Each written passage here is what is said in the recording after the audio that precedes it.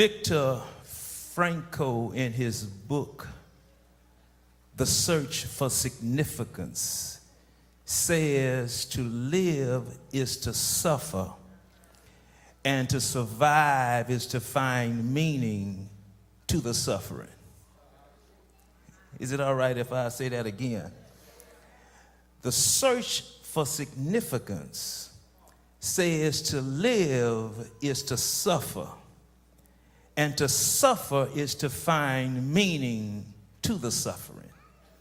In other words, make no mistake about it, you cannot and you will not live without some type of suffering. Is that right? Some type of pain, some type of tragedy in your life. If there's anybody in the house who's not had any setbacks or heartaches in your life, for if it's so, I wish you would give me the secret.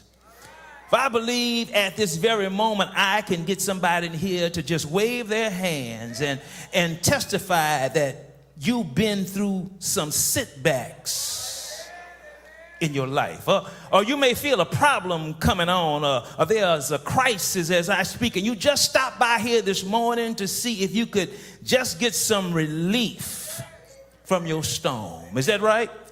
Every suffering that you go through is not because you made a bad choice. Every suffering that you go through is not because you made a bad decision. Every suffering that you go through is not the fall out of a manifestation of some sin in your life.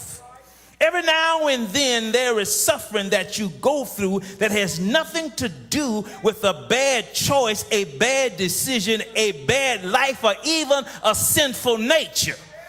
Oh, I wish somebody would talk to me. Sometimes you suffer just because it goes with the territory of where God has planted you, where God has positioned you. I can't get anybody in here to witness. If I was at my church, they'd be talking to me right about now. Sometimes you suffer because suffering becomes the evidence that you are on the road that God has placed you on. Oh, yeah. I'm trying to preach already. Sometimes suffering is not an activity of correction, but sometimes suffering is an activity of confirmation of how God is going to bless you and start you on your way. Woo.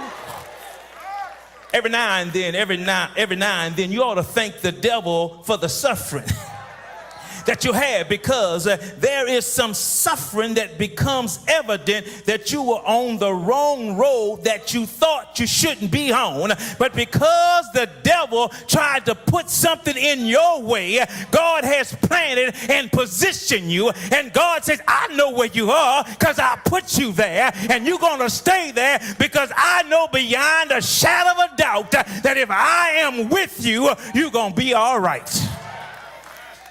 The reason why some of you haven't shouted right is because you have big things popping and little things stopping, and you've been trying to figure out what's going on in your life. You haven't been living a sinful life intentionally. You haven't been making bad decisions. It just might be that the suffering you are going through is evidence and confirmation, as I said, that God has a plan designed and prescribed and ascribed just for you. Because in this new era of prosperity, preaching and nursery rhyme, which I call Humpty Dumpty homiletics, we are led to believe that one only suffers when God is mad at us.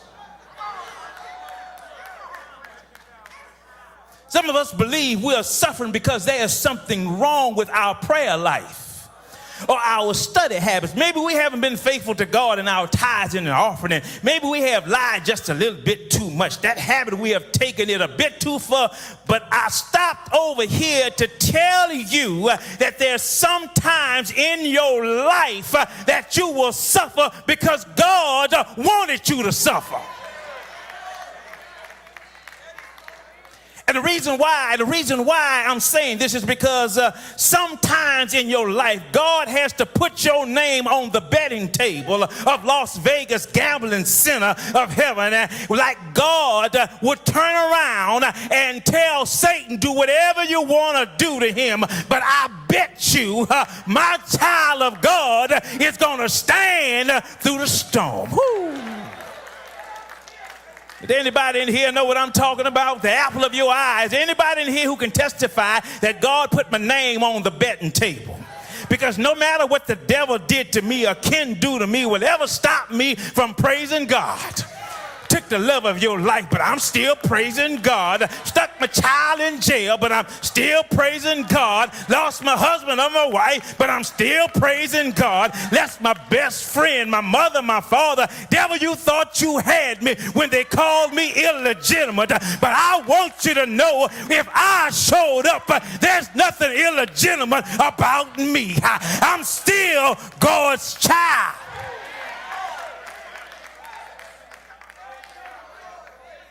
You told me if I didn't back that thing up, I'd lose him. But I'm still praising him anyhow. God put my name on the betting table, and sooner or later I discovered that with God on my side, who in the can be against me? Whew. Oh, preach, Pastor Cox. Another thing Franco said. There can be found meaning and substance even in the most painful of experiences. I think I said a word. There can be found meaning and substance even in the most painful of your circumstances. You see, the key to life, hear me good before you shout. The key to life is not trying to find a way to not suffer.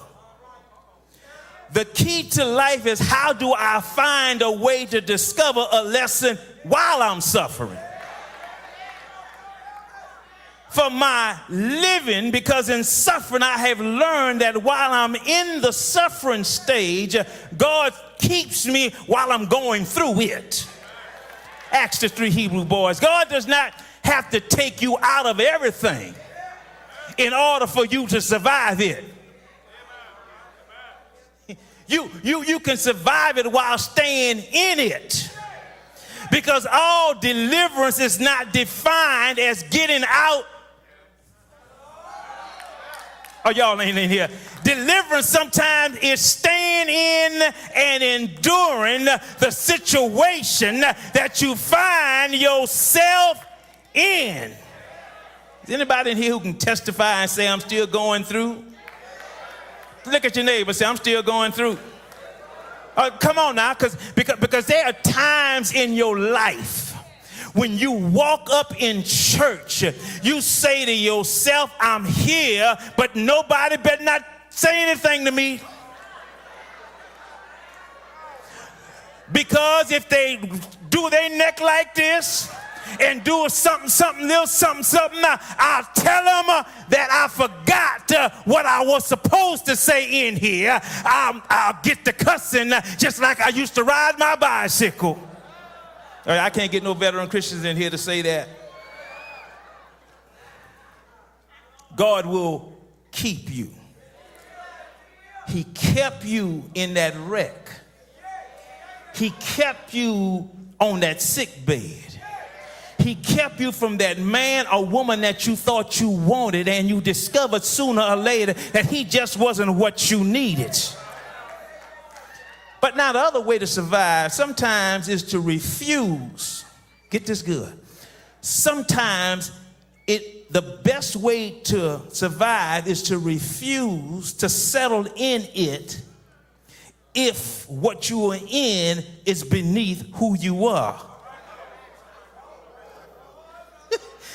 Y'all, that just, y'all catch that next week. Let me say it again.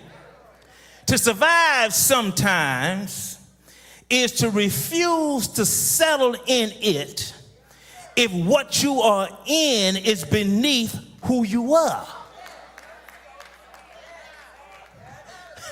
One of the worst places to be is to be so defined by your condition that you become confined in your condition. Oh, preach, Pastor Cox. See, you can begin to settle for something that is beneath who you are. I think I said a word. One of the worst places to be is to be so